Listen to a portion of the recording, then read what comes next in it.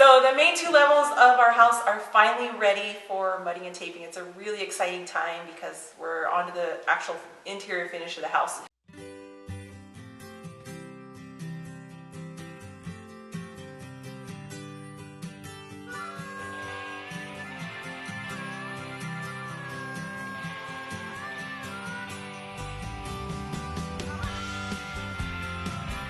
We don't have the tools necessary to do mudding and taping, and we know a really good mudder and taper, and it's a family friend.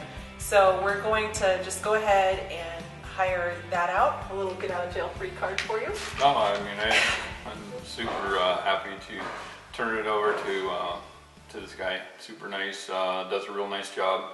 So obviously something that we don't have to worry about, and it's going to be done right. So that's pretty nice. Yeah, so we're excited, but we got to keep working. We got to keep progressing forward because we're hoping to move in this summer. So we're just going to move down into the basement and start working on the basement. Now the basement doesn't have to be finished anytime soon, but we just feel like it's a good place to go when we can't work on the main 2 levels.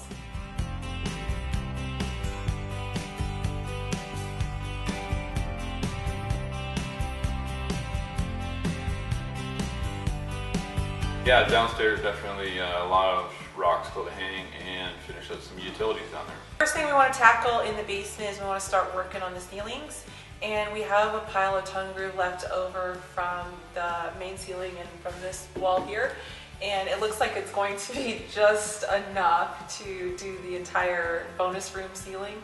Yeah, I think we figured it out. We actually did the math on it like 3 different times to make sure we were right. But we figured we had to spare 2 boards in the whole downstairs. Otherwise we had to get a different type of tongue groove because, you know, you can't, there's nothing to match it that we have locally here because we wound up ordering it somewhere else. Yeah.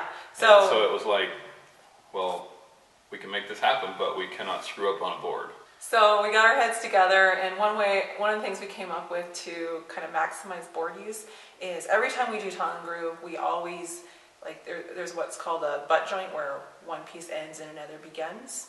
You actually want to try to avoid that if you have walls that are like less than 16 feet long. You can just buy 16-foot boards and put them all the way up and you have no joints.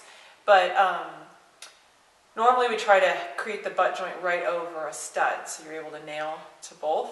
But we're going into really scary territory here, and we're just going to run those boards as long as they can, and wherever it ends, we're just going to start the next board, and that butt joint's just going to be floating and it'll be locked in on both sides with the tongue groove. So it's not normally how we do things, but we're trying to conserve boards, and see how it goes. Yeah. No, it should all work out. I mean, well, so here's one. Here's a butt joint. On the ceiling, what we're going to do is we're going to float this joint, and it'll be locked in with the tongue groove on this side, and then it'll tie it. In theory, though, that's how tongue groove usually does work. Like, you're supposed to float it. We're just a little bit overbuilders on the sometimes. flip side, well, on the flip side, in our floor here, you can't do, like when you do TNG, you have to land on a beam in a tongue groove house, you know, so it's like that. But on a wall, yeah, you can float either one, but it's definitely, we're cutting it close with 2 boards, let's put it that way.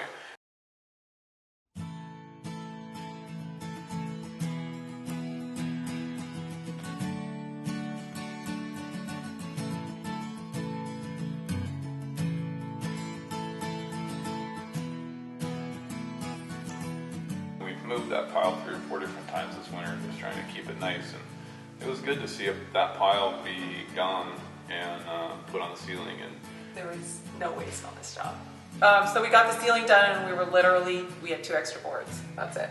Rolled right into, we had to finish up a few more things. We had to tie in the HRV downstairs to the outside and get that insulated to where the HRV ran. Built some soffits.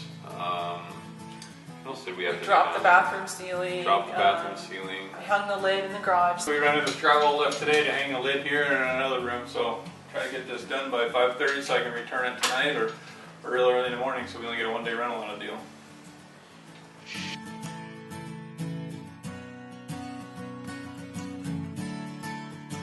So just a lot of little odds and ends, hung a lot of drywall in the basement.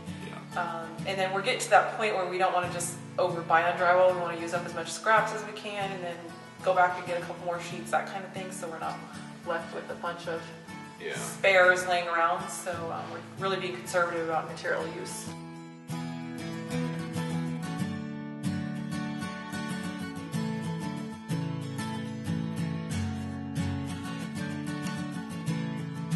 Yeah, these are a lot easier studs. These are 2.5 inches wide, so it's nice to mark it.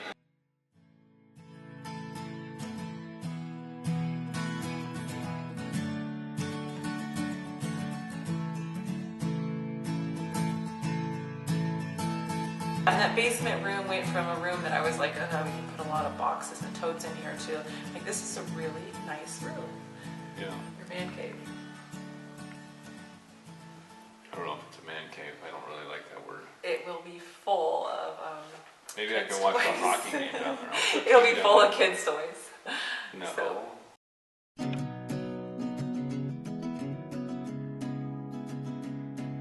So we just got the news, the mudding and taping is done upstairs, so we're going to drop the basement. It looks really good, we got lots still to do. We're going to head on upstairs and start priming those walls.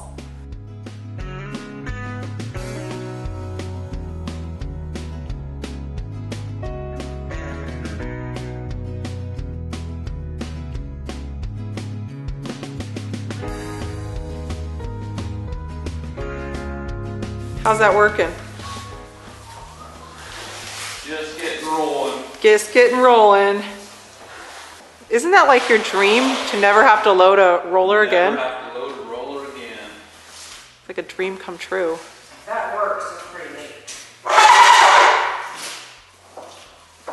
So we just hooked it up to our spray gun, and it's a roller that's attached right to the machine. And I mean, it's so nice. You don't even have to put your roller in a pan ever. It's just kind of run it, and then you just get a little more paint, feeds it from inside of the roller. And man, you can do some painting with that. It's really amazing how much painting you can do.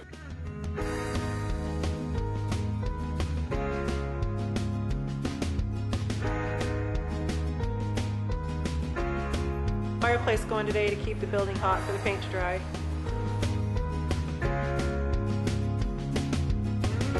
How's my cutter? Huh? What are you doing? We got all the beams taped off, so just What are you doing? short-handled brush, tapered short-handled brush. Just go ahead and cut, and they roll after me. And scalpel licking. I was gonna say you're pretty tall. Gotta do what I gotta do. So we spent 3 days applying primer to the main level and then the loft level. It's really kind of tricky because we had to cut all of the beams with a tapered brush, but he had the magic weapon, the roller. Oh yeah, the roller. The power roller. Didn't know it was a magic weapon, but it did work really well as a paint roller. So while we got some nice weather, we're gonna, instead of jumping right back into painting, and we're all kind of tired of holding paintbrushes, we're gonna jump outside and work on some siding, and then I'll give you a little bit of time to pick out a paint color, and then we'll hop back in and do paint in a little bit. So it's gonna be fun. It's gonna be super fun. It's already turning into summer out there. We got a little bit of green up going on, and might as well get outside and enjoy the Alaska summer. So we'll see you next week. Thank you for watching, Later. and we're just gonna keep working.